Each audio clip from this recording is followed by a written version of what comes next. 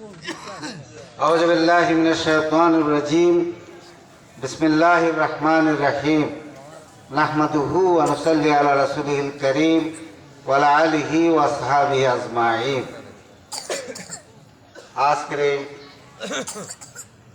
অত্যন্ত গুরুত্বপূর্ণ মজলিসের মোহতারাম সভাপতি, উপস্থিত বিভিন্ন অতিথিবৃন্দ, এলাকার মুরব্বিয়ান, স্নেহাস্পদ ছোট ভাইরা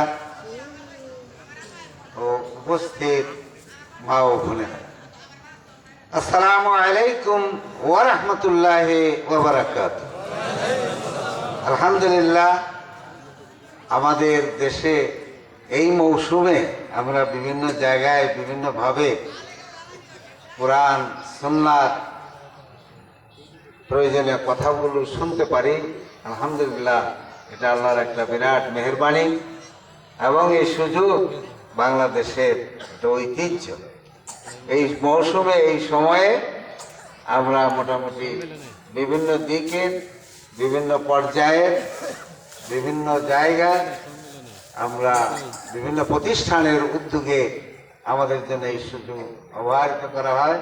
একদম আমরা ছোটবেলা থেকে এটা দেখতেছি।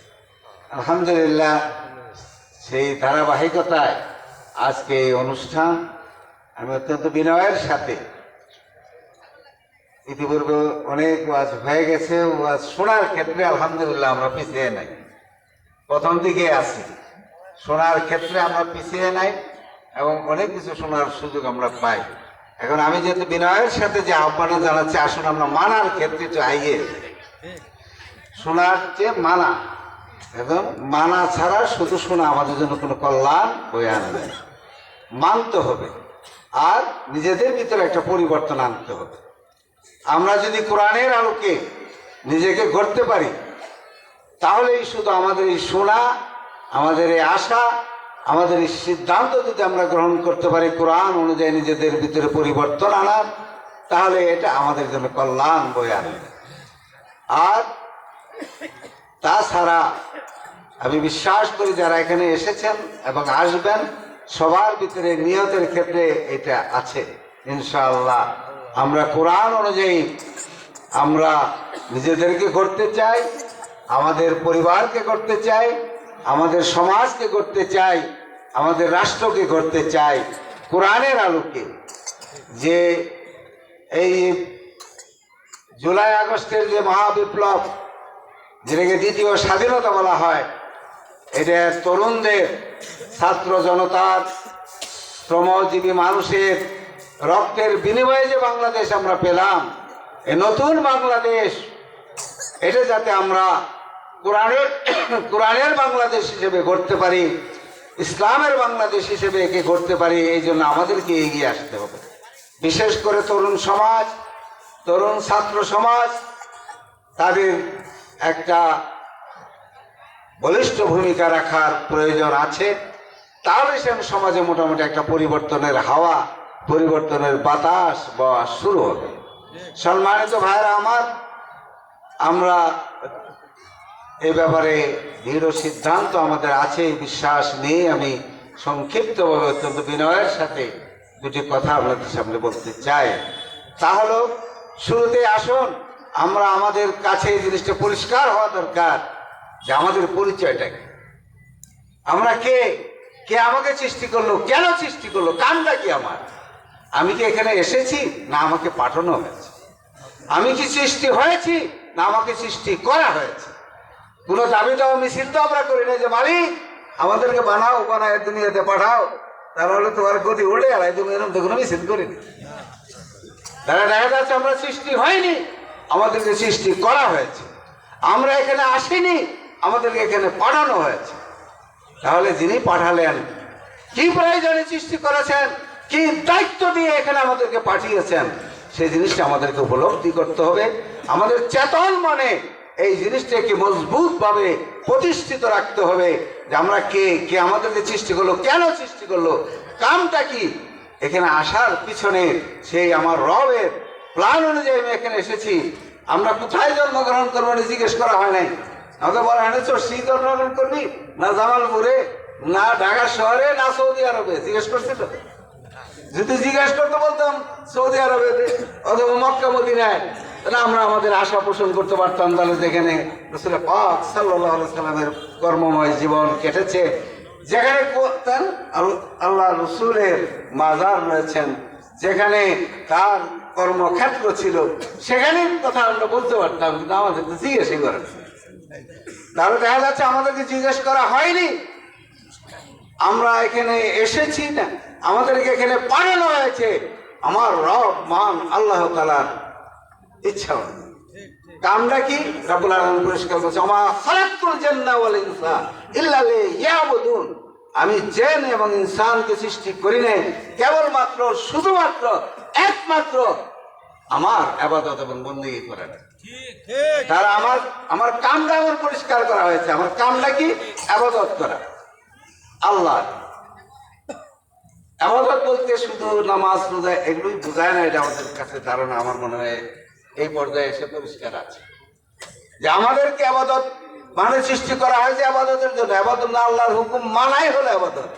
না মানাই, যেটা করতে বলছে করা, যেটা করতে নিষেধ করছে সেটা না করার নামই হলো ইবাদত। অর্থাৎ আল্লাহর নির্দেশ মানার নামই হলো ইবাদত। সম্মানিত ভাইয়েরা ও বোনেরা, আমি অত্যন্ত বিনয়ের সাথে আপনাদের সামনে সংক্ষিপ্তভাবে যে আবেদনটা পেশ করতে চাচ্ছি তা হলো যে আমাদের সৃষ্টির উদ্দেশ্যই হলো আল্লাহর হুকুম, আল্লাহর হুকুম অনুযায়ী নিজেকে চালানো, নিজের পরিবারকে চালানো, নিজের সমাজকে চালানো, নিজের রাষ্ট্রকে চালানো। কারণ ইনিল হুকমু ইল্লা লিল্লাহ, হুকুম দেওয়ার মালিক, নির্দেশ দেওয়ার মালিক, বিধান দেওয়ার মালিক কেবলমাত্র শুধুমাত্র আল্লাহ। মানুষ আল্লাহর বিধান অনুযায়ী চলবে, মানুষ কোন মানুষের বিধান অনুযায়ী চলতে পারে না। এই যে বাস্তবতা, এই বাস্তবতাকে আমাদের জীবন্ত রাখতে হবে এবং এর আলোকে আমরা নিজেরা চলবো, নিজেদের ভিতরে পরিবর্তন আনতে হবে। কোরআন শব্দের অর্থই হলো পাঠ্য। একজন ছাত্র যদি ফার্স্ট ডিভিশন পেতে চায়, জিপিও 5 পেতে চায়, গোল্ডেন জিপিও পেতে চায়, তাহলে তার ক্লাসের পড়া পড়তে হবে, পাঠ্যপুস্তক পড়তে হবে। সারা নাটক নোবেল পড়ে যদি রাত কাবার করে হারে পোলাটা পড়তে পড়তে তার সই হয়ে গেল, তারা গরম দুধ এনে দেয়। কিন্তু পড়তেছেটা কি? নাটক নোবেল উপন্যাস। এগুলো নাটক নোবেল উপন্যাস পড়ার মাধ্যমে ভালো ছাত্র হওয়া যায় না, ভালো রেজাল্ট করাও সম্ভব না। সে যদি ভালো রেজাল্ট করতে চায় তাহলে তার পাঠ্যপুস্তক পড়তে হবে। তাহলে কোরআন হলো আমাদের জন্য পাঠ্য। সুতরাং মানুষ যদি মানুষ হতে চায়, মানবীয় গুণাবলী বিকশিত করতে চায়, মানুষ হিসেবে গড়তে চায়, তাহলে অবশ্যই তাকে কোরআনের কাছে ফিরে আসতে হবে। কোরআন অনুযায়ী নিজের ভিতরে পরিবর্তন আনার জন্য সিদ্ধান্ত নিতে হবে। আমাদের সমাজে তো হেফজখানা থেকে শুরু করে কোরআন পড়ানোর শেখানোর প্রতিষ্ঠান অনেক। মূলত আমাদের এই প্রতিষ্ঠানগুলো থাকার পরেও, ঘরে ঘরে কোরআন থাকার পরেও আমাদের সমাজে তো কাঙ্ক্ষিত পরিবর্তন আসে না। কারণটা কি? এটা খোঁজ নিতে হবে আমাদের।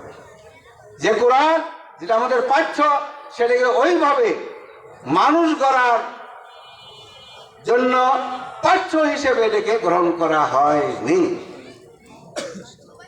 আজকে আমরা যদি সত্যিকার অর্থে কোরআনের আলোকে এই সমাজ গড়তে চাই, আমার পরিবারকে গড়তে চাই, তাহলে এই কোরআনকে পাঠ্য হিসেবে নিয়ে কোরআন বুঝানো, কোরআন মানার ক্ষেত্রে একটা দৃঢ় সিদ্ধান্ত আমাদের জনগণের ভিতরে সৃষ্টি করতে হবে।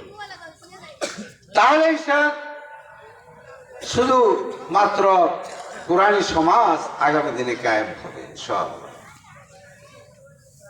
আজকে বাংলাদেশের জনগণের মধ্যে জুলুম, নির্যাতন এবং দুর্নীতি যে ব্যাপকতা লাভ করেছে, আমরা জানি অতীতের শাসকবর্গ এই বাংলাদেশকে সারা বিশ্বের মধ্যে পাঁচবার দুর্নীতিতে চ্যাম্পিয়ন করেছিল। দুর্নীতিতে চ্যাম্পিয়ন করেছে, কিন্তু ভালো মানুষ হিসেবে চ্যাম্পিয়ন করার সুযোগ তাদের হয়নি। সুতরাং একটা দুর্নীতিমুক্ত, একটা ইনসাফপূর্ণ, একটা মানবিক সমাজ যদি আমরা সৃষ্টি করতে চাই, আমাদেরকে কোরআনের কাছে ফিরে আসা ছাড়া বিকল্প আর শর্টকাট কোনো পথ নেই, আর কোনো বিধান নেই যেটা মানুষকে মানুষ বানাতে পারে, আর কোনো আইন কানুন নেই যেটা মানুষকে সরল সঠিক সত্য পথে পরিচালিত করতে পারে। সুতরাং আমরা যদি মানুষ হতে চাই, আমরা যদি আল্লাহর পছন্দের বান্দা হিসেবে আল্লাহর পরিচয় যে আমাদের, আমরা আল্লাহর খলিফা, ইন্নী জাইলুন ফিল আরদি খলিফা, আমরা আল্লাহর প্রতিনিধি, আল্লাহর রিপ্রেজেন্টেটিভ। সুতরাং আল্লাহর প্রতিনিধি হিসেবে আল্লাহর জমিনে আল্লাহর বিধান কায়েম করা, প্রতিষ্ঠিত করাই আমাদের লক্ষ্য, এবং এই জন্যই মূলত আমাদেরকে সৃষ্টি করা হয়েছে এবং এখানে পাঠানো হয়েছে এই দায়িত্ব দিয়ে। আমাদের অন্যতম পরিচয় হলো আমরা রাসূলের পাক সাল্লাল্লাহু আলাইহি সাল্লামের উম্মত। রাসূল আকরাম সাল্লাল্লাহু আলাইহি সাল্লামের উম্মত হিসেবে আমাদের দায়িত্ব তো সেটাই, যে দায়িত্ব নবী পাক সাল্লাল্লাহু আলাইহি সাল্লাম দীর্ঘ 23 বছরের নবুয়তি জিন্দেগিতে তিনি পালন করেছেন। আমি তার উম্মত উম্মত করে জিকির করলে কাম হবে না, সত্যি তার উম্মত হতে হবে এবং তার মিশনকে বাস্তবায়ন করার জন্য ময়দানে সক্রিয় ভূমিকা রাখতে হবে। নিজেদের ভিতরে পরিবর্তন আনতে হবে, পরিবারে পরিবর্তন আনতে হবে, সমাজে পরিবর্তন আনতে হবে, রাষ্ট্রে পরিবর্তন আনতে হবে। রাসূল আকরাম সাল্লাল্লাহু আলাইহি সাল্লামের সেই কোরআনের কর্মসূচির আলোকে। সম্মানিত ভাইরা, আমরা জানি ইতিহাস সাক্ষী 17 থেকে 40 এই 23 বছর ব্যক্তি মুহাম্মদ হিসেবে তিনি সমাজের পরিবর্তন আনার জন্য, সমাজের দুঃখী মানুষদের দুঃখ দূর করার জন্য, তাদের মধ্যে ইনসাফ কায়েমের জন্য হিলফুল ফুজুল নামক একটি সামাজিক সাংস্কৃতিক সংগঠনের মাধ্যমে চেষ্টা করেছেন 23 বছর। 17 থেকে 40 এই 23 বছর উনি মেহনত করেছেন ব্যক্তি মুহাম্মদ হিসেবে। ইতিহাস সাক্ষী আমরা জানি।